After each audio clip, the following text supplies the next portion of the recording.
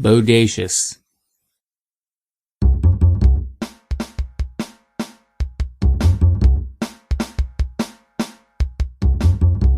When you woke up this morning, did you purposely say, I'm going to confine myself to a box? Or do you just avoid putting any conscious thought into today? When you're busy going at it, literally or figuratively, do you ever find yourself pausing for a moment to realize what's going on? Or are you just reacting? When you hear the saying, "May I have your attention, please," do you continue as you were, or do you consider the information you're about to receive might actually be valuable?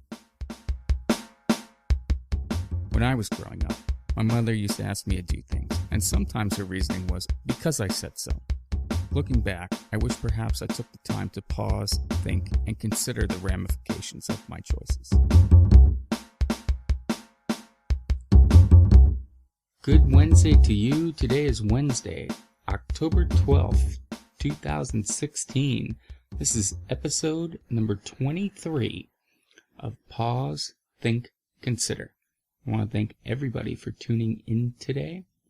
Today's request is to have a conversation, preferably with a friend you haven't spoke to in a long time, and talk to them about a particular subject that causes them to pause, think, and consider. The subject for today is about being a guest. For more information, you can go to the website pausethinkconsider.com/guest. Today's topic is pertinent because we're bringing back our very special guest from yesterday, Jean Dahlquist, because it is an ongoing week-long expedition in Sacramento for the week. And so I myself am being a guest of Jean's. And we actually had this conversation earlier that hosting is actually easier than being a guest, because hosting, there's so much information, whether through books or through blogs, maybe even other podcasts, that give information on how to be a good host. Being a good host is important because if people like you, if people want to be your friend, if people want to come over and spend time with you, then you can build that circle, you can build that network, and you can have that community. The whole idea of entertaining, of having block parties, or neighborhood barbecues, or just in general, we've talked about having a squad. But how are squads really built? I believe one of the aspects of building that circle, your network, is by you being a host. It's not too often that you're able to build your community by being a follower. At some point, there's action that's required. Even if you don't necessarily be the center of attention, maybe not necessarily you're the epicenter of the party, you're simply the host, the person providing the drinks, providing the hors d'oeuvres, providing the location. There's a lot of information about how to be a great host. Yet, being a good guest, it's becoming more and more prevalent, potentially because of the economy. And people used to, at least in my family, people would go to hotels, or they'd stay out, not necessarily with their family. And it was always something that was nice. It was always nice to be able to go to a friend's house or take a trip and be able to stay with somebody from a convenience standpoint, because you were able to spend as much time as possible with that individual that you wanted to visit, and also from a monetary standpoint. You're not out however much taking care of your meals or transportation, lodging, but yet there was a shift where it was socially acceptable, socially probably more fun. I think personally sometimes it's more fun to stay in a hotel. It's more fun to stay at a resort than necessarily with a host, to be a guest at somebody's house. It's a very different mentality. It's a very different mindset. When you're staying in a hotel, you make the rules. There are no rules. And while I think as a good host, you would say, my home is yours, please make yourself at home, there's sort of an underlying expectations of being a good guest. And so for today, collectively, Jean and I are going to analyze what it means to be a good guest, the history of being a guest through both of our families, and then some tips how you can be a good guest. And so, without further ado, we're going to kick it off to Jean, because in Jean's family is very centric to staying with family. Grandma and Grandpa are quite the hosts.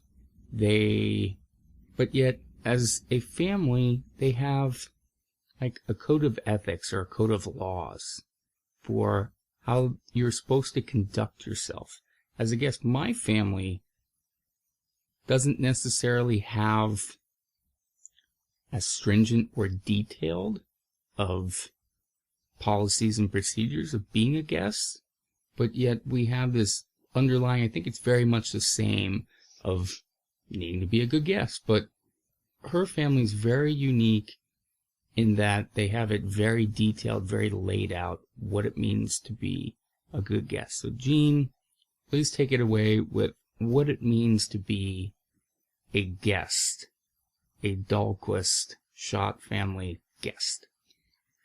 So, my family was the side I was most familiar with, family of immigrants, very aware of their lower status in America. They came in right before the Great Depression, very, very poor. My grandma had 2 dresses, one to wear and the other to wash each day. And they did a lot of things through immigrant networks, whether it was the Swedish network or the German network. Everything was based on social collateral.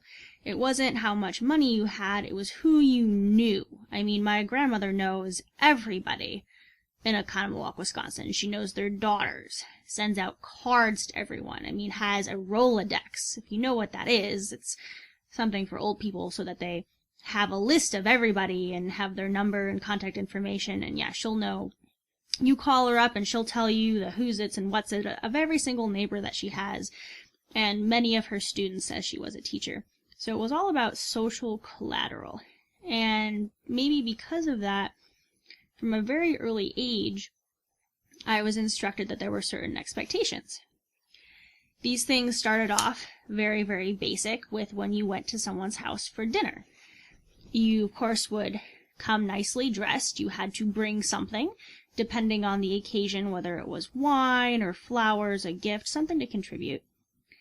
You know, be very polite, make good conversation, and always help clean up.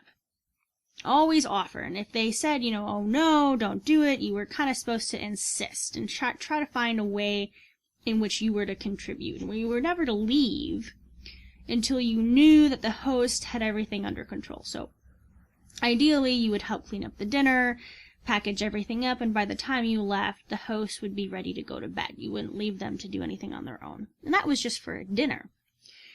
As you can imagine, if you were staying with someone a couple days, the regulations were even more, stringent. Basically, you had to make yourself an asset. Not only did you need to bring things, and of course write a thank you card after you went to one of these events, but you were definitely expected to help. Every time I've ever stayed over at someone's place for an extended period of time, it's a compulsion I can't fight. I have to clean something. I've cleaned my friends' college dorm rooms. I've scrubbed Jesse's kitchen and oven. Sometimes cleaned things more successfully than others, but I was always instructed, you're staying at someone's house, clean it. After you're done cleaning it, you need to help with the cooking, make sure your stuff is nice and well contained, find out the house rules, babysit, whatever. And yes, and then at the end of it, you write a thank you card. And it was always a shock to me when I would have people visit. I've had multiple people because I'm pretty outgoing with my space and things. I'm money conscious, so if someone's coming to visit me or whatever, I'm going, hey, come stay with me. And it never fails to surprise me. Every time people come in, I go, oh, this is gonna be great. They're gonna clean something. Like, I love having guests. Guests clean things, and they bring you stuff. And I can't remember a single time when someone came over to stay and they brought something. And I can't remember a single time where they didn't leave a mess and where I wasn't cleaning up after them. And because of this, I have become a little bit more territorial and a little bit more snappish as a host, because instead of having this good association with guests, I have a negative association. I'm pretty sure they're going to mess something up. They're going to eat up all my food. And it's going to basically be a little bit of a bother. And so I thought if people are going to be doing things, are going to be staying over at other people's houses and hopefully using their college networks to travel. I mean, if you have friends all over the country and all over the world, why not go stay with them? That maybe between the two of us, Jesse and I, could help talk about how to be a good guest and how to make sure that you are welcomed into whatever home you want to go into. Yeah, I think for me, when it comes to being a guest, I always take the approach of it's not something that I should expect and not something that I want to take advantage of, and also something that I don't want to take for granted. And I very much can identify with a lot of the philosophies that your family has. I know as a host, again, very different mentality than being a guest, but very oftentimes when I'm invited to a house party or some sort of social occasion, I always ask the host, is there anything that I can bring? Inevitably, it's no. Because I know myself as a host, I'm a little bit of a control freak and I want to control the environment. And if I have somebody else bringing their own shit in, then that's cluttering the vision that I have. No, I don't want you to bring a freaking bottle of wine in because I already have the wine. No, I don't want you to bring in that side dish because I made dinner. Like, you bringing that side dish for what I made, it doesn't make any sense. Like, great, you brought in candied yams and I made Mexican food. Wonderful. Looks like that'll be going in the fridge or it will be going back with you. So it's just an efficiency thing is the way that I look at it. But as a guest, I want to help that host out to the point, because not only do I want to go over again, but I know how hard it is hosting. I know how much effort I put into hosting. And while not everyone puts in the same effort, not everybody cares as much as I do, I try and take the same approach of, okay, this person is inviting me over for dinner. I'm bringing something over. I don't give a damn if they tell me not to bring something or not. And I always ask more details. I always try and get more information. So if I'm going over for dinner, it's what are we having? What is the plan? And I know I can ask a million different questions about a million different things. My mother, both my parents would, really my family in general would sometimes get frustrated with me because I would ask so many questions about everything, but I really wanted to have as many details as possible. And with those details, then I can make a decision. And if it's a dinner that is so complicated, so if it was myself, let's say I'm going over to a dinner that I made myself, that I know everything is dialed and planned to the T, I'm probably going to bring something incredibly neutral. I will bring a beer that I know the host will like, or something that the host will specifically enjoy. I don't care if nobody else can enjoy it. It's more of almost like you talked about that thank you card, but it's more of a thank you gift, and it's something small. It's something that monetarily is not going to break the bank.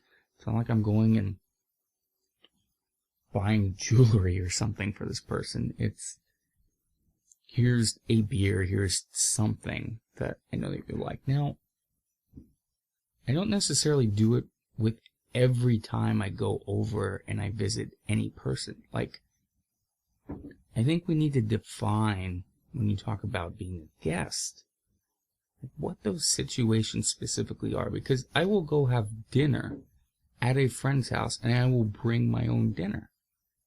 We call it BYOD instead of BYOB. And that's because I know I'm a huge pain in the ass with my dietary choices. Not restrictions, choices. And I don't necessarily bring something over, but then I do have a mentality of they're not going to have to wash the fork that I ate with. They're not going to have to throw my shit away that I brought my dinner in. I'm not going to leave a streak on the carpet from dropping my meal. Like, I'm going to take care of it so it's as if I was in and I was out. But that's kind of a different situation. So, I guess, Gene, what's sort of your criteria in terms of you're going to somebody's house. You're meeting somebody. You are a guest. I'm trying to leave it pretty open.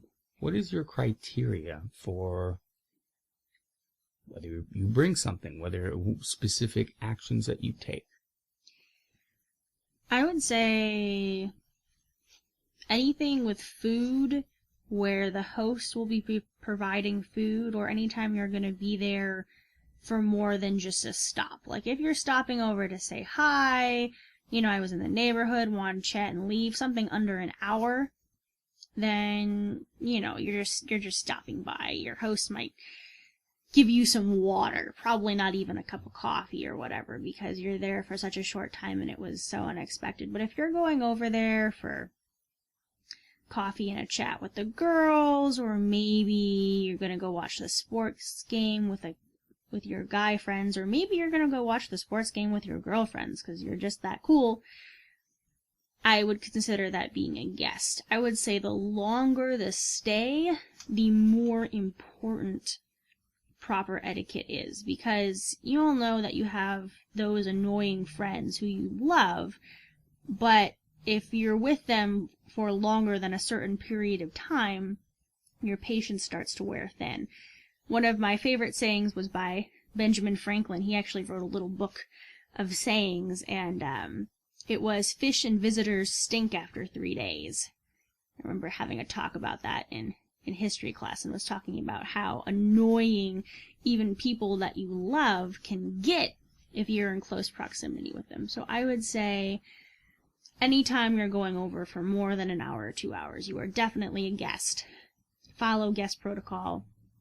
Scale accordingly, of course. And then the longer you're staying, the more important it is for you to pay attention and remember your guest etiquette.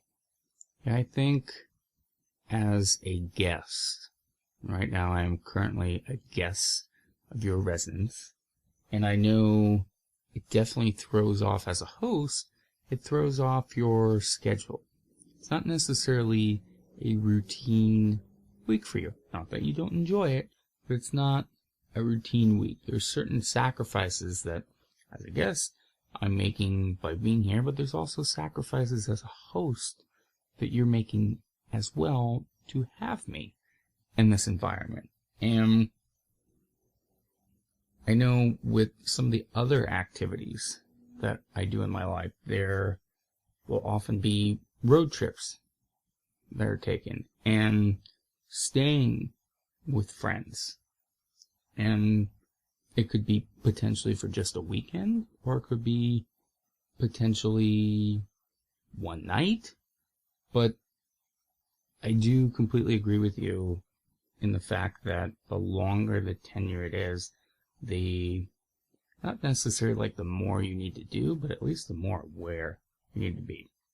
For example, if I go over for a weekend and I crash with Buddy, his family, I almost always try and take them to dinner. Just like, that's what I do. Just take them to dinner. And they're always insistent, no, like we want... I don't know if that's why I would hope it's because they like me as a person, they enjoy my company, but I don't know that it hurts by taking them to dinner. And then I feel good because I know, okay, I could have spent, well, depending on how big the dinner is, but I could have spent significantly more. And so just showing that individual that appreciation of, I know there was other choices I could have made, but I really appreciate you going out of your way, opening up your home, and allowing me to participate in this manner. Being here in Sacramento for a week, and I know previously I was here for even longer. I was here for a month at one point, and that was almost as if I was living here full time. And there were some growing pains that came with it, because I treated myself as if I was more of a guest, living out of my suitcase versus putting clothes in a drawer. And a lot of my habits were very guest-centric. And that required me to actually make an adjustment. Now, I had to be told that I needed to make an adjustment, but I think that's where the advice is very sound, that the longer that you're around, the more concentrated your efforts need to be in ensuring that you as being a guest is not a burden. So for example, you have to make sure that you're doing your laundry. You need to make sure you're doing the dishes, that if you're consuming something of somebody else's, maybe if it's the weekend, you borrow the granola bar, you have the apple out of the fridge, but now you're here for a month. And that borrowing the apple every day, well, you're now eating that other person's food. And you need to replace it. You need to make sure that it's not any more of a burden than you're already being. And I think all those things are really important, because I view as being a guest that the experience that I'm getting is far more valuable than the experience I would get just by myself. And as an introvert, I love going off on adventures by myself. I can certainly sufficiently entertain myself all by myself. Done it, whether it was I was in town with Jean or with friends or what have you. I'm quite self-sufficient. If you've got a family date, I will go find dinner on my own, and I will be absolutely fine. But I think people as hosts are more likely, more willing to open up their homes to have repeat customers if you follow the practices of being a good guest than if you're a burden. If you're the type of person that you come in, and I know with family it can be tough. It can be really tough to say, no grandma, no mom, no dad, you can't stay at my house. But I think we all have examples of us doing that, because we know to be a host and you have X person as a guest, that's a freaking pain in the ass. And you feel like you need a vacation after that. hear from friends all the time. Oh gosh, the in-laws are coming into town. Oh boy. Now see, the problem with in-laws and people like that is not only are they staying with you, but a lot of times they're judging the way you live. So maybe on that thing, that is something definitely not to do. If you are going and you are staying with somebody else who maybe lives in a smaller place, maybe is a little bit more messy, maybe just lives or eats or does things differently than you, the most frustrating thing to have as a host is to bring someone in and have that person be commenting either verbally or just implied that the accommodations that they are staying in are not what they are used to, and that they are judging. You invited this person into your home, and they are completely just judging your inner sanctuary for all it's worth. I think that's one reason why people really dislike the in-laws. It's not just they're not grateful, it's you are putting on a display of how good you are the entire time those people are staying. Yeah, I do think that is a unique situation.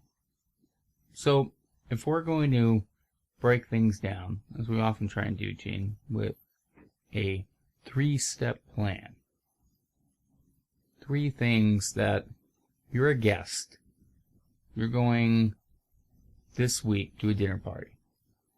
Next month, you're going to stay with a friend for a week.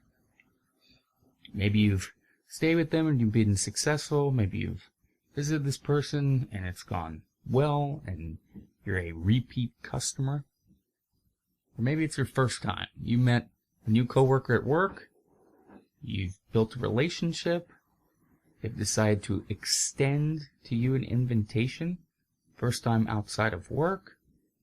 What is the first thing you need to keep in mind? The first thing that you need to do as a guest to ensure things go well and that you're able to continue to build that circle. Because having negative guest appearances, you're less likely to be invited back. And it can be very challenging. Other people might say, oh, well, I don't give a damn. If they don't like me how I am, if they can't see the true me, you're a jackass. That you're not going to have those experiences and you're going to be alone. And nobody wants to be alone. As much as people say, as much as both of us are introverts, we still like being around people. We like being surrounded by friends and family. And I think everybody does. So, what's the first thing as a guest to keep in mind to get yourself off on the right foot to having a successful guest appearance? I think, like you said, that first impression is really important. And I know it's a little old-fashioned, but unless you're bringing your own dinner, which is a very special and unique situation, I would say bring something to share or bring a gift. And it can... $10 is about a good amount of money to spend unless you're going to a classier thing. I mean, something that they don't necessarily have to use right away. Bottle of wine, a box of chocolates, flowers, just the stereotypical thing that might brighten someone's day just a little bit. I mean, you've all had that moment where someone's given you something small and it just kind of brightened your day. You just want people to have that positive association with you walking through the door, I think.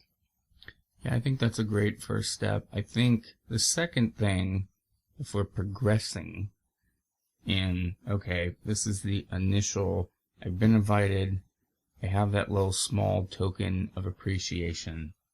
I think the next thing as a guest that is really important, you touched on it quite a bit, very strongly worded with the in-laws, is find out the ground rules. Find out in a non-judgmental, non-judgmental manner. Going into somebody's home and hearing, yeah, we don't wear shoes. We don't wear shoes on the carpet. The poor response to being a guest and probably the first step towards getting an exit and not being invited back would be, oh, well, that's dumb. Or, well, then my feet are going to be cold. Not your rules.